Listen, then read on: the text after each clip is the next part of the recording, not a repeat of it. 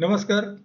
मी colonel फुले, colonel's क्यूबच्या सात संगत या मालिकेतलं आणि किती ते अति या विषयावर जे आपण चर्चा करत होतो त्यातला शेवटचा भाग समजूया आपण आणि लेटेस्ट प्रोसीड.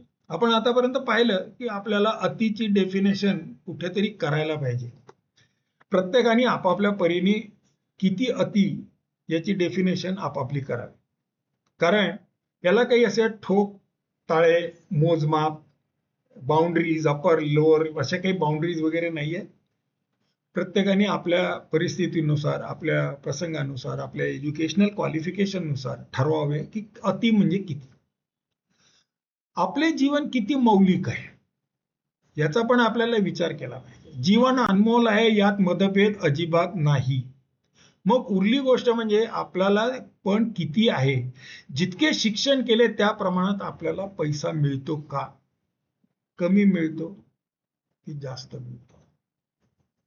लहानपणापासून आपल्याला शिकवत आलेले आहेत की चांगलं शिका, वेगवेगळ्या स्किल डेव्हलप करा, म्हणजे तुम्हाला वाजवीपेक्षा जास्त पैसे मिळतील किंवा तुम्हाला तुमच्या अनुरूपतेप्रमाणे पैसे मिळतील.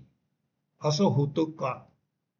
Most of the people find themselves in a strange situation जिथे त्यांच्या क्वालिफिकेशनला मॅच होणारे पैसे मिळत नाहीत. आणि दुसरी गोष्ट, ते मिळाले जरी असतील तरी ते काम जे करतात त्या कामामध्ये त्यांना अजिबात रुची नसते. या अशा परिस्थितीमध्ये आपल्याला त्याच्या गोष्टीचा विचार करायला पाहिजे की ह्याचं करायचं तरी काय. एक साधं आपण उदाहरण घेऊया की तुम्हाला 50,000 रुपये पगार मिळतो.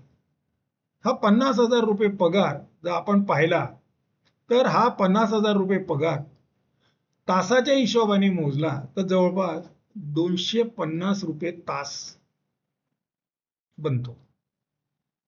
राईट. मग 250 रुपये तास जर बनत असेल तर आपण 60 वर्षानंतर रिटायरमेंट जर घेतली आणि त्यानंतर जर आपण असा विचार केला की बाबा अजून 20 वर्ष तरी जगूया, होपफुली आजकाल लॉन्जिव्हिटी फार वाढलेली आहे, तर तुम्हाला किती पैसे असायला पाहिजेत आणि त्याचा जर हिशोब तुम्ही जोडला तर तुम्हाला कमीत कमी 2.25 कोटी रुपयाची सोय करायला पाहिजे. हिशोब करून पहा. नाव यू इमॅजिन की सगळे टॅक्स वगैरे दिल्यानंतर जर 2.25 कोटी,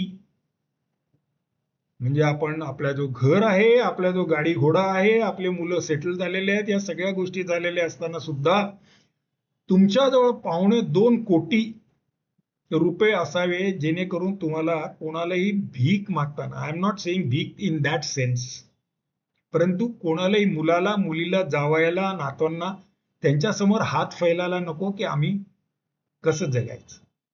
राईट. असे कित्येक मी अनुभव पाहिलेले आहेत ज्यात मुलगा आपल्या बापाला 5,000 रुपये देतो आणि सांगतो this is what is your pocket money, that is the end of it. दारुण अवस्था असते परंतु आहे ही वस्तुस्थिती. हे सगळे बघितल्यानंतर प्रत्येकाला आपला निर्णय घ्यायला पाहिजे.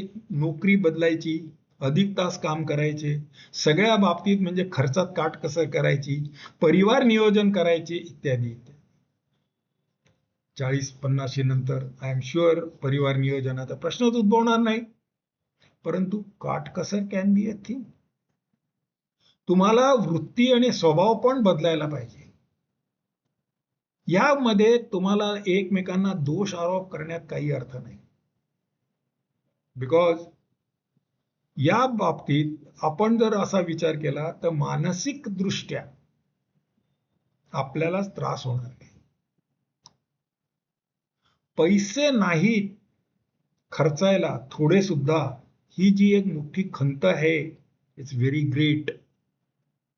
याचा मानसिकतेवर फार फरक पडतो. तुम्ही उदास बनता, तुम्ही आयसोलेट बनायला लागता, तुम्ही चिडचिड करायला लागता, तुमचं कशातही मन लागत नाही.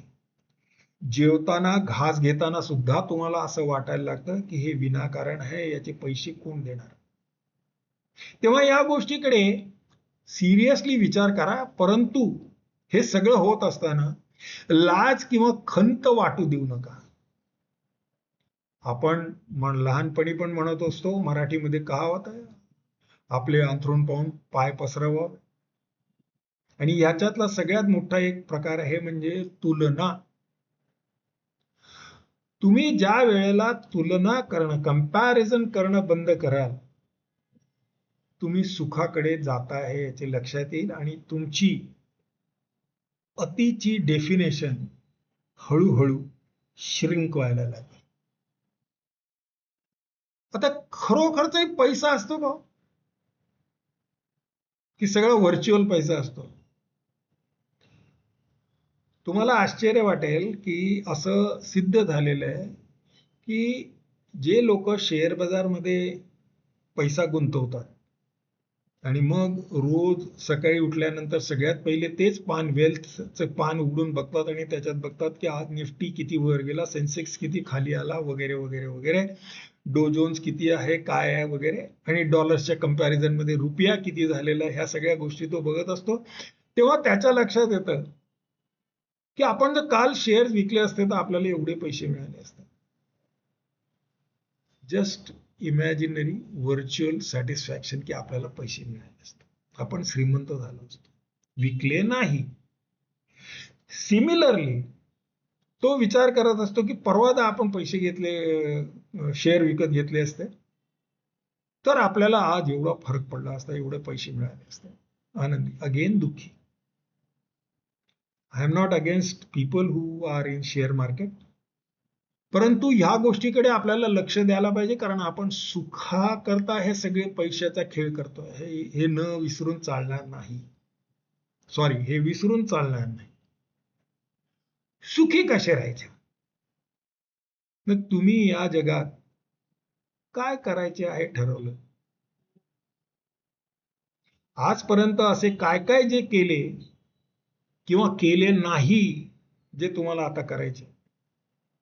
आता करायचे म्हणजे you are not a retired person, you are still serving, say 40-50 असेल तर यू आर स्टील वर्किंग.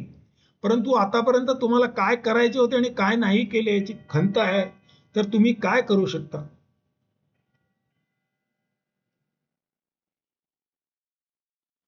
तसेच उद्या डॉक्टरांनी 1 वर्ष उरले आहे असे सांगितले तर तुम्ही काय करणार? Suppose the doctor tells you you got only 1 year, what you do?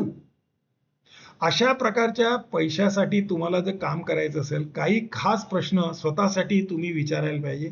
आजपर्यंत आपण जे श्रम केले त्याचे समाधान मिळाले का? सिमिलरली जे श्रम केले ते आपल्या उद्दिष्टाला अनुरूप होते का? तुम्ही एक कुठला तरी एम घेतला असेल, कुठल्या तरी कंपनीचं सीईओ बनायचं, कुठल्या तरी कंपनीचा जनरल मॅनेजर बनायचं, धंद्यामध्ये 5 कोटीची टर्नओव्हर झाली, ओके, मोर दॅन इनफ, असं कधी तुम्हाला वाटलं का? आणि तिसरा प्रश्न आहे, पैशाकरता श्रम करायचे नसतील तरी हे उद्दिष्ट सफल झाले असते का? या सगळ्या प्रश्नांचा जर तुम्ही सखोल विचार केला तर समाधान आणि अतिचा आभास हे आपल्याला प्रामुख्याने दिसून येईल. राईट?